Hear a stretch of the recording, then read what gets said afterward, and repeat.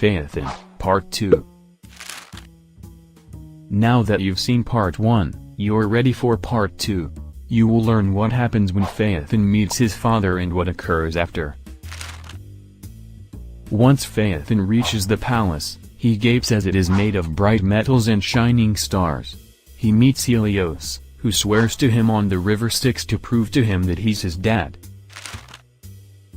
Phaethon, being a kid, decides he wants to ride his son's chariot. Helios is immediately against it, as the horses are hard to control, the constellations attack you, and it's hard to stay on route. Nonetheless, he swore that he'd do anything, so he has to let his son drive the chariot. And NBSP. Helios gives him some tips anyway, such as not to fly too high or too low. Once the goddess of dawn, Eos, rises, Phaethon takes off. Listening to selections such as Here Comes the Sun and Walking on Sunshine, according to Rick Riordan, Phaethon soon loses all control of the chariot.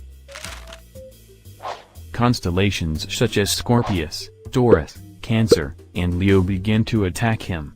He also realizes there's no way to prove to his friends that Helios is actually his dad. Having no control, he whips the reins, hoping the horses will begin to go towards Earth. One version says Phaethon blazed a gash in the sky, forming the rest of the Milky Way. Anyway, he burns most of Africa, creating the Sahara Desert. He then dips upward, creating ice and cold in northern Europe. Gaia, as well as many people, call to Zeus as Phaethon is burning up the earth. Zeus had seen enough. He hurls a thunderbolt at Phaethon, killing him. Phaethon falls out of the sky and lands in the river Eridanus, now known as the River Po of Italy. The Heliads then find the spot where Phaethon fell and wept for him. Pitying the Heliads, Zeus turns them into trees. Their tears become amber, which is why it's called the Stone of Light. In one version, Helios is fired for letting this happen and Zeus makes Apollo the sun god.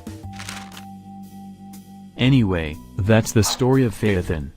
Thanks for watching. And NBSP.